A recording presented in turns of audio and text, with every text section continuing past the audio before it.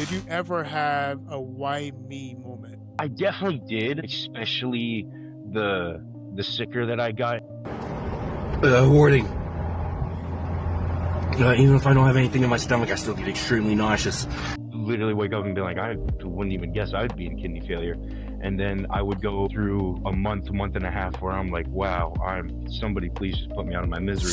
My biggest thing of what helped me get through that was I learned to stop focusing so much on the why if the why wasn't going to matter at the end of the day. And in this case, there's certain times the why is not going to matter at the end of the day. And this is one of those So situations. would you say your son has also played a major role in what's inspiring you to continue to do this? Well, absolutely. He's an absolutely huge inspiration in everything that I've just been doing, whether it's like going for the competition or just wanting to be healthier on a day-to-day life. Like I just want to be around for him as long as I can be. When you do something so extreme, you're gonna have the haters. And to me, it's almost like kind of fun to see like how mad can I get people at times without being mean about it.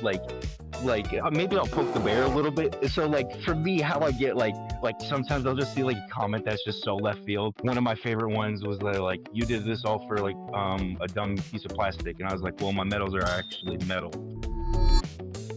Is something standing between you and your happiness? It was for me. I had to face my depression and the constant negative self-talk. Therapy helped me realize I deserve to be happy.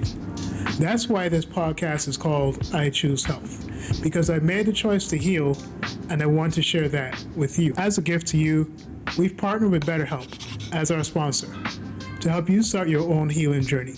We all face moments when life feels overwhelming, whether it's stress, anxiety, or just feeling stuck. Talking to someone can make a real difference. And that's where our sponsor BetterHelp comes in. BetterHelp offers professional online therapy that's convenient, affordable, and entirely on your schedule. You can connect with a licensed therapist by video, phone, or even chat, whatever works best for you. Let our sponsor BetterHelp support you on your journey to better mental health. You can get 10% off your first month by going to betterhelp.com/iChooseHealth. That's betterhelp.com/iChooseHealth for 10% off your first month. Take the first step toward feeling better today. As a teenager, I decided to live better, so I gave up the meat, eggs, and cheddar. At 20 and 30, I wanted more, so I strengthened my mind and my core. Living a life that is healthier and wealthier because I choose health. So it's November 22nd, and Saturday night I'm on my phone doom scrolling again, something that we all do but we don't want to do. And I'm on Instagram and I come across a post about this bodybuilder who is doing bodybuilding competitions while going through kidney failure. And the first question I asked myself is, how is this even possible? And major thing in our podcast is that we focus on resilience. And, I believe that the human will is able to do almost anything. And our next guest is just showing me just another thing, another amazing and powerful thing that human beings can do. So I want to welcome to the show today, Max Amsden. His story was just really, really inspiring to me. So any day that I'm feeling like a slob and I don't want to get up and work out, I'm looking at what he's doing and I'm like, all right, let me get up, let me move, let me push. So Max Amsden, welcome to the I Choose Health and IG Fitness. There you go. Hey, sorry, let me just say thank you guys. Thank you. I appreciate it. Again, Yeah. thank you for having me on.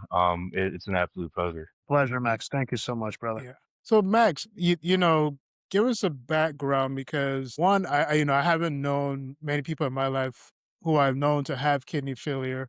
So if you don't mind, maybe just walking us through your first day of having to deal with this reality, right? And maybe what the doctors may have said was the pathology of this all. So just give us a breakdown of that.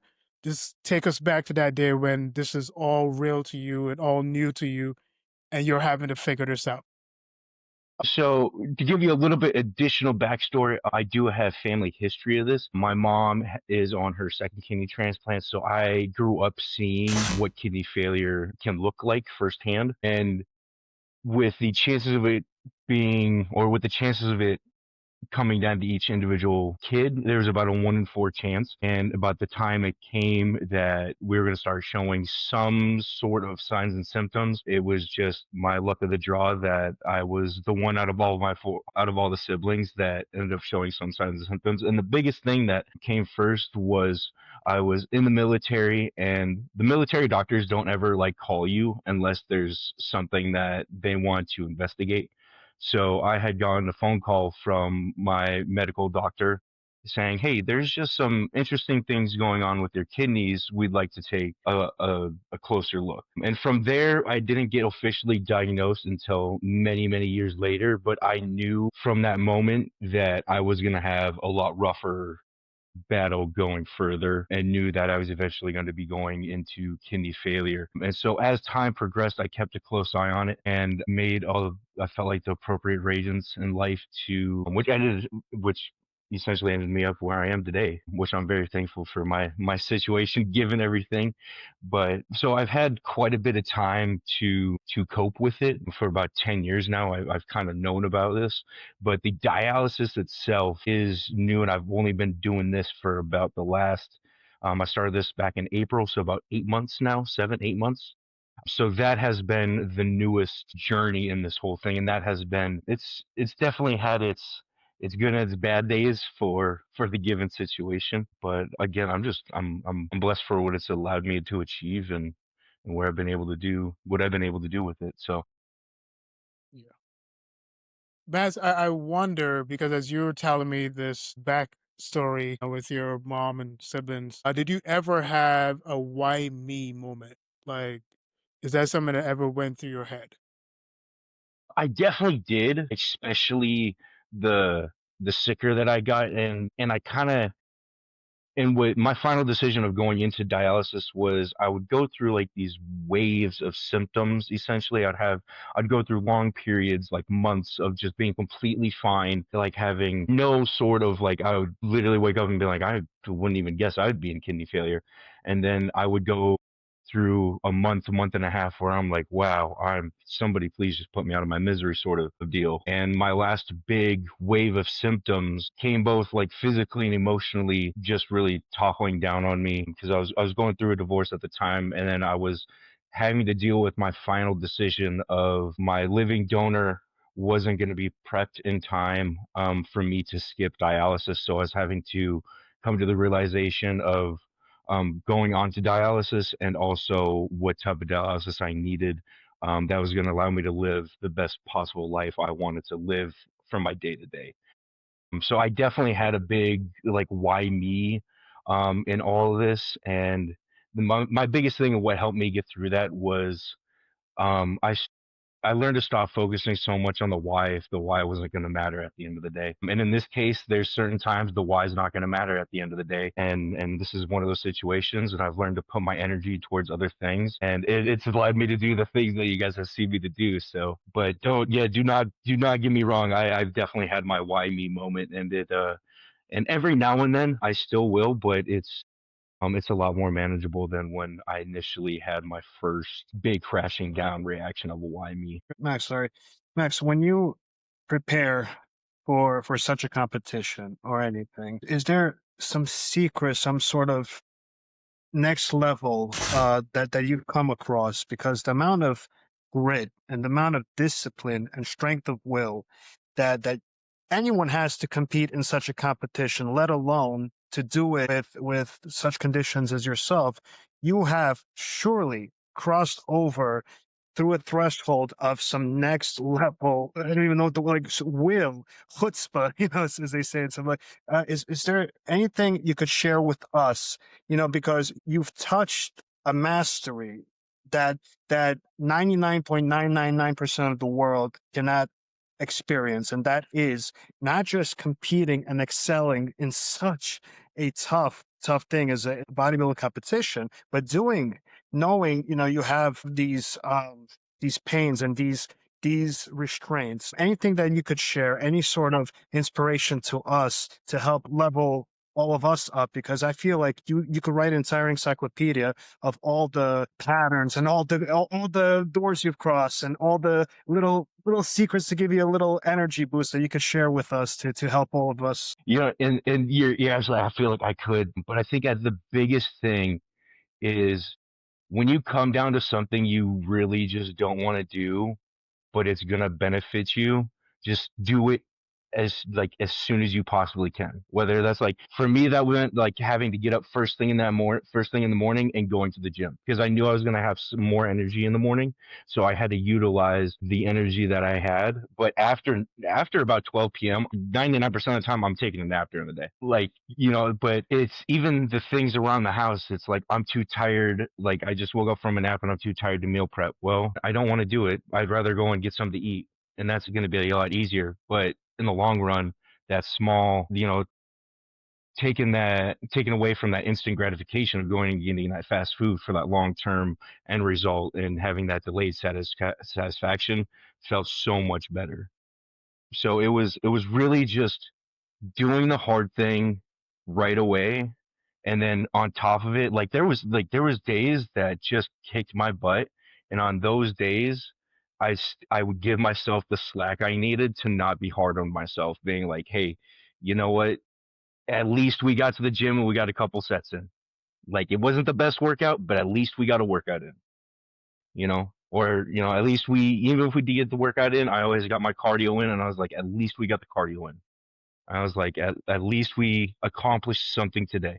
So that was my big thing, was just trying to accomplish something that day that helped push me to that goal. And there was days it would I was exhausted, and I would have to give myself a little bit of slack, and knowing I could have pushed myself harder on my better days, but there was just days that I just didn't have it in me, but it was still the fact I attempted and I did some progression. One of the things I wonder, because I was going through your Instagram and I saw you talking about the different supplements that you take and the different weather enhancement stuff that you take. And I know a lot of it was in response to some people's thoughts or questions. And I wonder, do you ever get the stupidity of the internet, people saying you're on this, you're on that? How often do you deal with that? I do see one of the ways that you respond to it through the production of reels, but is there any other way that you deal with it, whether that's shutting that stuff out or just responding to a few? Like, how do you deal with that? So I understand, like, especially when you do something so extreme, you're gonna have the haters. And to me it's almost like kind of fun to see like how mad can I get people at times without being mean about it. Maybe I'll poke the bear a little bit. So like for me, how I get sometimes I'll just see like a comment that's just so left field. And so like one of my favorite ones was like, you did this all for like a dumb piece of plastic, and I was like, well, my metals are actually metal, so so I reply with things like that. Like it's Yeah. I know that there's gonna, like, I can't please everybody, but the amount of people who've sent me message after message, comment after comment, just of how inspirational I've been, have that alone has made it well worth it. So all the hate that I get, it's nothing compared to the thousands of people that I've influenced. Are there people who also think that your condition was caused either through the use of steroids or through, like, for I know some people are like, well, he's a bodybuilder, he's probably using steroids, probably what damaged his kidneys anyway. Do you get some of those responses as well? That's probably one of my biggest accusations on why I'm in kidney failure is they don't automatically assume that I have a genetic, that this is something that just was unfortunately the luck of the draw the hand sort of thing. And a lot of people have assumed that it is from the use of steroids, which it is not in this case. It's just a genetic autoimmune disease that I got, that even if so I will admit, so I do take TRT, and being closely monitoring that has not affected my kidney health whatsoever either. And if it did, that is something I would not continue to do also. So it is something, everything that I have been on, I've always done my my hardest research to make sure that is the healthiest and best decision to help with whatever it is, like the organ support I'm trying to achieve or the anti-inflammation or whatever goal it is, without it damaging anything else that's going. Max, both of us have been in fitness quite a while. All of us have been in fitness quite a while. So, of course, we know a lot of people in fitness. So, I've come across, as you can imagine, a lot of masters of their craft, champions, athletes. And when I came across the meme from Facebook of you absolutely shredded with a little bit of your bio there, I shared it with about a dozen of my friends. Each one has their own plethora of students and their own accolades. Every single one was as impressed, isn't even the word. It was just like bowing to your discipline to do this, man. It's hard enough for people to get off if everything's right, if health is great, if finance is great, if their atmosphere is great. A lot of people hormonally or neurologically have difficulty getting out of bed in the morning. They say, you got to get off proverbially on the right foot. And some people are just, they get out and they start their cortisol levels rising and they're in stress and then they break their circadian rhythm because everything's a cycle. When you mentioned when you were talking about just how important it is to get the big thing done first and go out there, get it taken care of, just get out in the morning and train. What are some thoughts when you're there first thing when the dawn is coming up, when the sun's coming up? What are a few things? Because I really want to pick that amazing brain, amazing experience of yours to just help motivate the status quo. So is there like maybe some quotes, some mantra, some inner dialogue that's going in when Max is about to go and have his kick-ass day and compete in his kick-ass competitions? The first thing that comes to mind because every week I'd see how much I'd change. And so the biggest thing is, especially when it came down to those final mornings, and even now when I'm in my off season and my goal is to grow and to gain size, is I didn't come this far just to come this far. Yeah. I like the way you put that, man. I think one of the other things that I wonder, because as Dre was correctly saying, was just how certain things in life can really throw you out of whack. And Absolutely. I know you yeah, I know you mentioned the aspect of divorce. Now, regardless of maybe how we feel about our particular partner, a divorce is always still a difficult, very difficult process emotionally, physically, financially. I wonder in what sense did it have an impact on your health overall, especially with the condition that you have? And then also, if it's okay, obviously, it's totally up to you if you want to answer this or not. But was there in any way in which your condition influenced the decision of both of you to split? I don't know if you can share on that at all. So I have no problem answering. It's gonna be the first time like I think I've actually mentioned Yeah. this to anybody really. So this is but I do think there is been some influence in my condition on the divorce. I've absolutely nothing bad to say about my ex whatsoever. There was just things that led up to us separating. And it wasn't like there was no cheating or anything like that. It was just we grew apart in the end. But I think a big part of that was, I don't know if there was a point in my life, especially towards the end, that I felt like part of us having to stay together or part of us being together was because of the support I might have needed from her. I, and at the time when I did decide to initiate the divorce, that was a battling decision. And one of my kind of issues I was having problems with is this the reason why I'm staying with her? Is this kind of like the last straw? And if it is, and when I kind of realized I'm like, if it is, then like this is just a really messed up thing to do, and I can't be doing that to her. Like I can't just be dragging her around for my benefit. And so and again, there's a lot more on top of that. But to specifically answer your question, I think there was definitely some influence due to the kidney failure and how I viewed it and my marriage and the support I had and where I just was at with everything. And how well were you able to monitor those stress levels or maintain or contain those stress levels? Because again, I know this is a very stressful event. So I wonder what that process was like.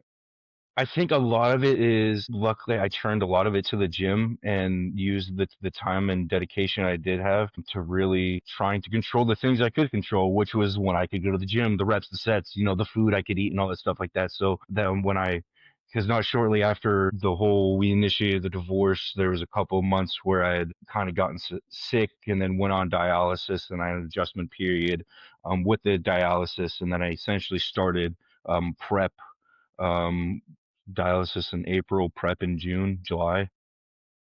And then from there, I was in prep the entire time. So I think a big part of how I healed was going through the prep also, and just being able to to feel like I could control certain things, if that makes any sense. Because it did feel like my life was really falling apart. When I was able to control those little things, it felt like it was a lot more not as hectic.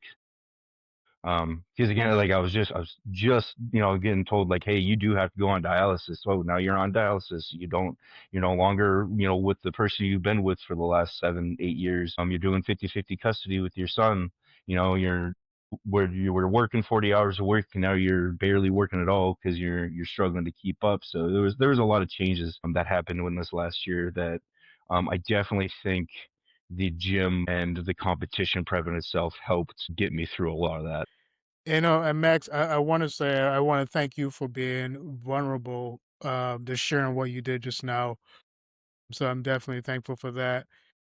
And, you know, for me, and I think for most men, most adults with kids, the major motivations is our little ones. And to what extent, with everything you're going through, with everything you're accomplishing right now, how much of it is that your son is influencing and kind of spurring on that drive to continue to do this? Because what you're doing is amazing. Like as Dre just said, it's difficult for a regular person who with no issues, no health issues to do. So would you say your son is also playing a major role in what's inspiring you to continue to do this? Well, absolutely. He's an absolutely huge inspiration in everything that I've just been doing, whether it's like going for the competition or just wanting to be healthier on a day-to-day life. Like I just want to be around for him as long as I can be, which again goes towards like why I will never just like blast gear or do any of these things.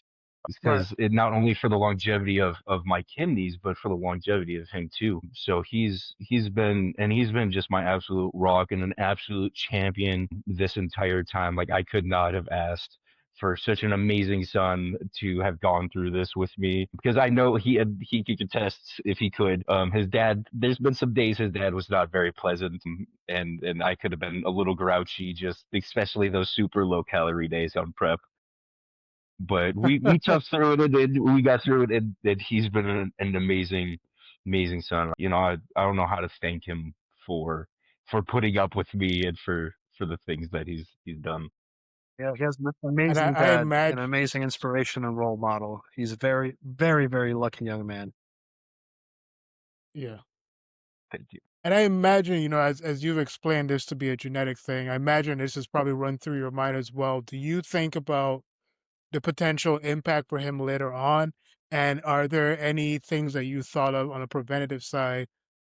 Or maybe, if something does come up, like how he can deal with it. Obviously, he's seeing the example from you how to deal with it. But is there anything that you are approaching from medical side of things on, like, okay, if he ever has to deal with this is how he can work against it or prevent it? Like, is there any thought on that? I think the biggest thing, because we as far as we know, the only people that technically have the exact genetic condition that I have is me and my mom. We are in the process of going and getting cross matched to figure out our genetic marker on which one it is, so we could hopefully then cross check my son to see if he potentially has it.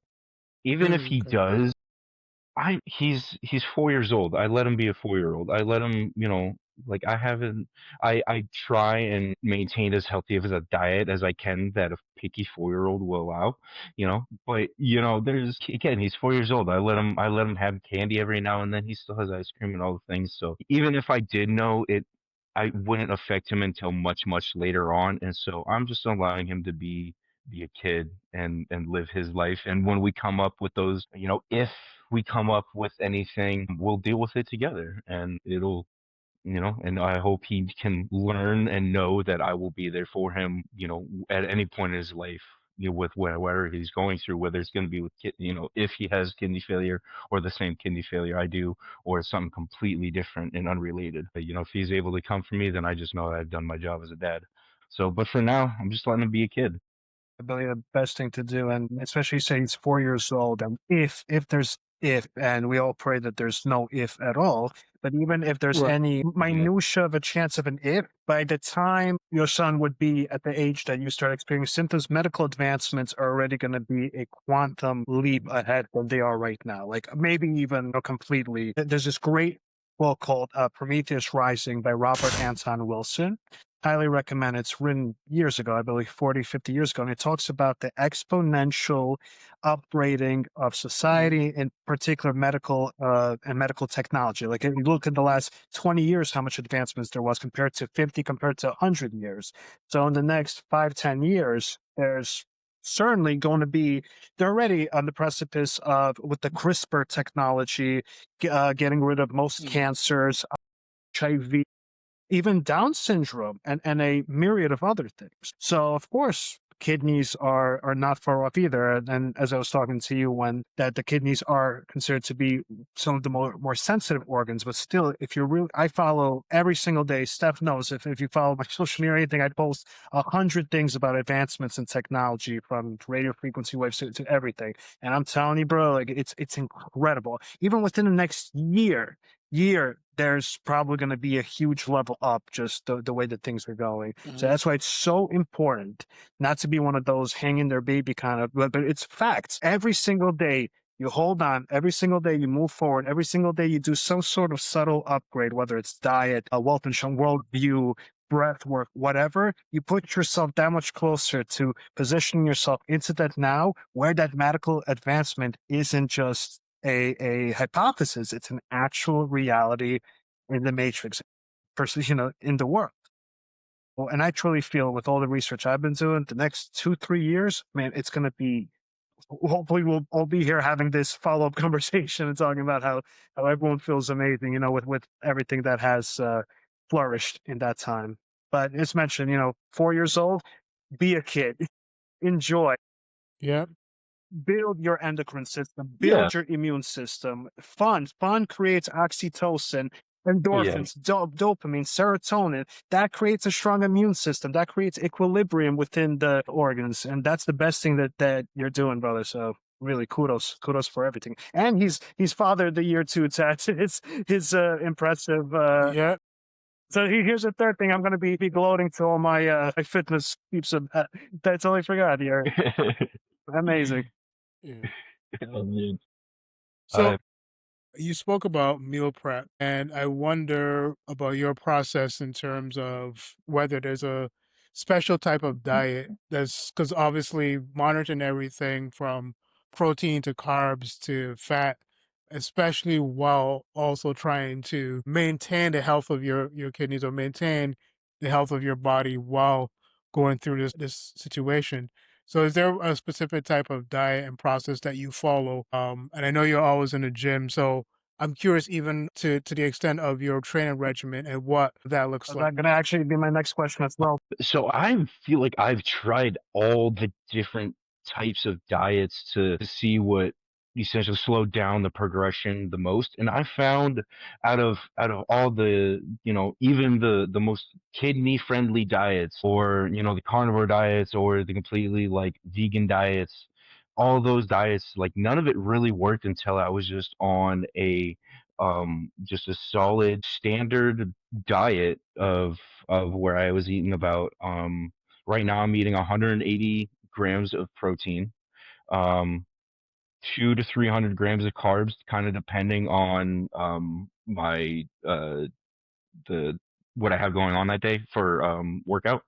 And then I think I have like I had to double check, but I think it's like 80 to 100 grams of fat. I don't usually track my fats too much, but my standard calories right now is about 2,200, and I've found my body has like the happiest it's been in a long time, just on that standard diet with a little bit higher of a protein, compared to even when I was eating. I think towards the end of my contest prep, I essentially went to a carnivore diet where I was eating about 250 grams of protein a day, and that was between like beef, protein powder, chicken, and turkey. And then I was having very, very little carbs, and if it was in like the fruit I was having post workout, which eventually that got cut in the end. So, but as of right now, what I've been able to that my body's really enjoying, and I've been able to put on weight post show and seeing my strength increase and my size fill out, and I haven't put on a bunch of fat, has been actually cutting back again that protein to about that 8.8 kilograms per pound, or 0.8 grams per pound, and then sticking with uh the 200 to 300 carb range. I'm making notes of this because, as mentioned, anyone that sees the meme of you, at your show is also going to want to take into consideration what the master is telling them. So the dropping the protein, that's interesting, but also it makes sense, because of all the accumulation, of all the transmogrification of what you're doing and what you're trying to look like. And I love what you said. I keep it standard, There's not such no X factor, no secret ingredient. Simplicity is bliss a lot of No, times. no, and the more I've been doing this, the more I've definitely realized that, slow consistency is gonna get you a lot further than trying to get that quick fix.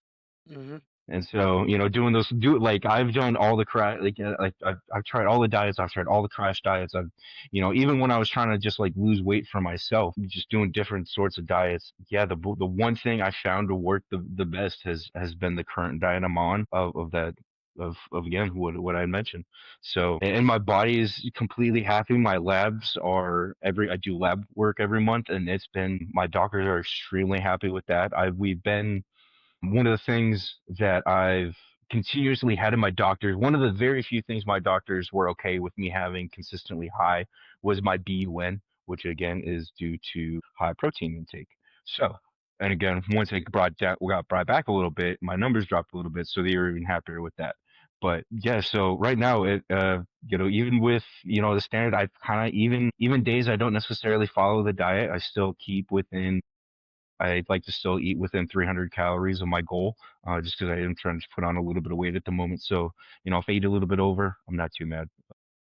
Compared to if I ate over when I was in prep, a little bit bigger of a deal. When you're Yeah. not in a competition or prepping for competition, do you ever do, or is it even practical to do a cleanses, like maybe like detoxes or juice cleanses, any of that stuff, or do you just keep this diet pretty much straight up throughout the year, even in the off seasons? So I haven't done. This is gonna be like my first full true off season, of dieting. Most of the time, again, I haven't really competed or I haven't competed for the first time until, a month ago, 2 months ago now, almost. And so leading up to that, I really never had like a structured diet because I'd do a diet for like 3, 4 months, and then I'd change it drastically, and then I'd do that for like 3, 4 months, whether it was like I was trying to like gain or cut. But for this one, talking with the coach that I do have now, my diet sounds like it's going to stay roughly the same, and we would just slowly increase as my body needs the calories to increase.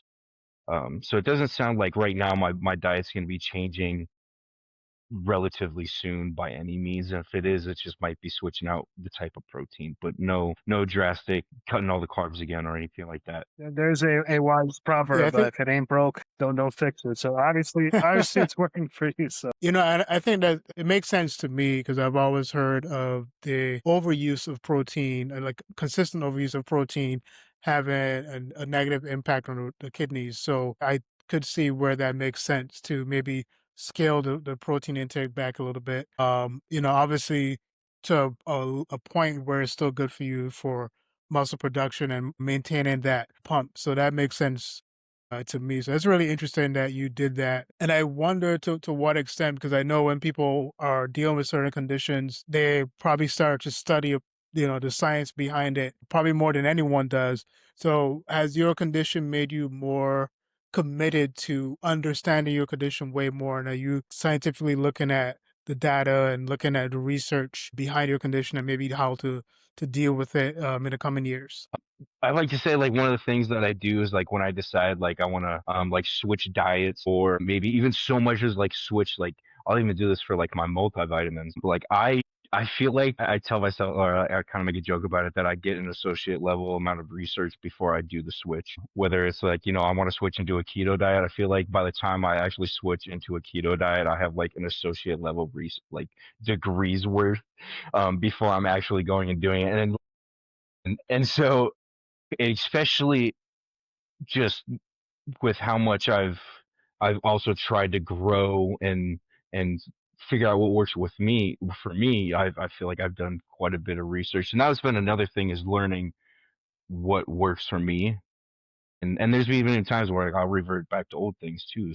But yes, as far as I try and do all the research I can, whether it's being put on a new medication or going onto a new diet, or even maybe the benefits of switching different exercises for certain exercises. So I try and look at it very scientifically when I do make switches, just because like I don't want it to ruin the progress I've made. I've only wanted to help. Max, what are your thoughts on creatine? I've taken creatine.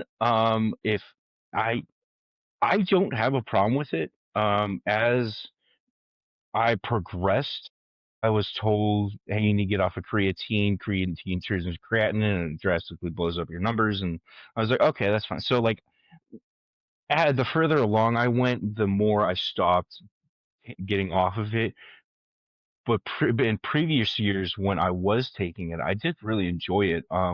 And I noticed, especially after I'd been on it for a while, I could tell a different fullness and size, even if I hadn't really changed my diet. But I could tell I was definitely, I had liked using creatine when I was on it.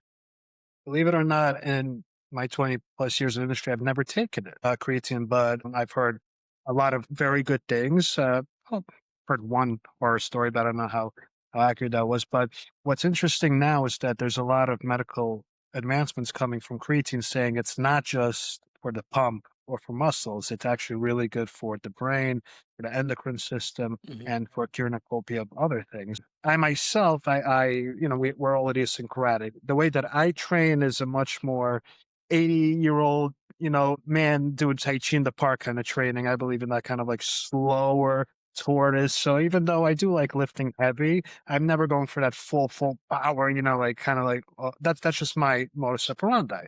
But coaching and with friends and everything, I've heard such amazing things. But of course, one of the caveats of creatine that they say is kidney function, especially raises the numbers, as you said. When you don't believe that creatine, I mean, your case is genetic, but you believe creatine had no ill effect on you in terms of exacerbating anything, or you just had to get off of it just for the numbers' sake and doctor's words, right?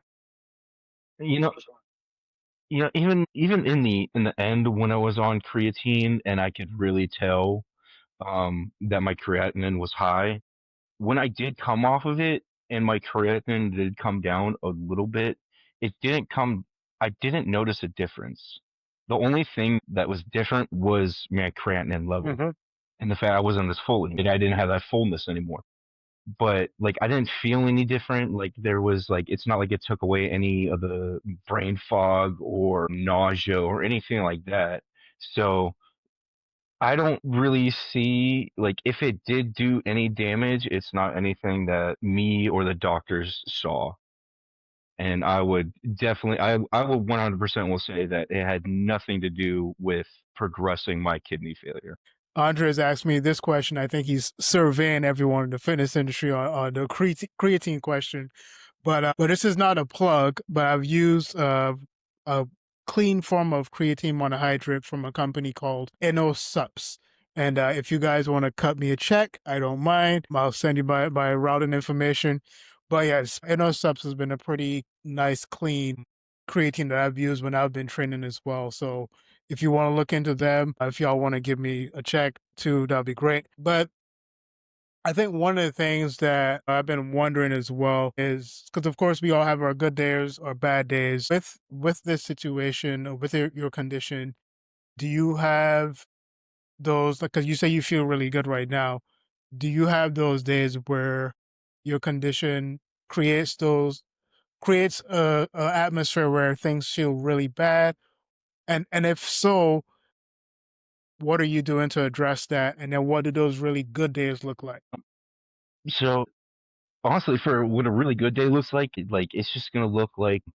I mean, I'm not working at the moment, so it's just gonna mean I get like great gym session. I'm gonna get in my cardio. I'm probably gonna get an opposing round, a couple rounds of posing. I might even get in some sort of stretching, cool down, something like that. Whether it's like foam rolling, but yeah, the days that it's definitely kicking my butt. It's taking enough, or it's usually taking pre-workout just to be able to get out the door, Mm, sort of thing. So it's those days I just have to constantly remind myself that like we have, I do a mental check with myself. I'm like, is this something that like that you can push through, or is this something you truly need to take like a break? Is this going to be a true rest day mm, today, or is this just something like you just ate too horribly yesterday and you're paying the price today because the built up toxins are you're not just kicking your butt. And so if it's something like that, then I'm like, hey, you got to pay the price today. You got to, whether you like it or not, you got to do all the things. Whether it's going to take you 2 hours, 3 hours, 4 hours, you got to get it done.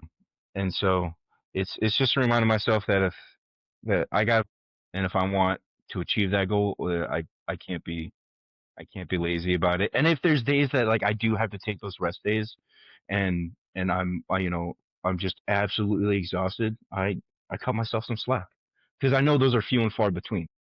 So the days I do know I need them, I'm like, hey, at least we're gonna have to earn it tomorrow though, sort of thing. Max, at any time, you obviously have the stressful days. You obviously have the exhausted days. You have the days where you need that little bit of energy.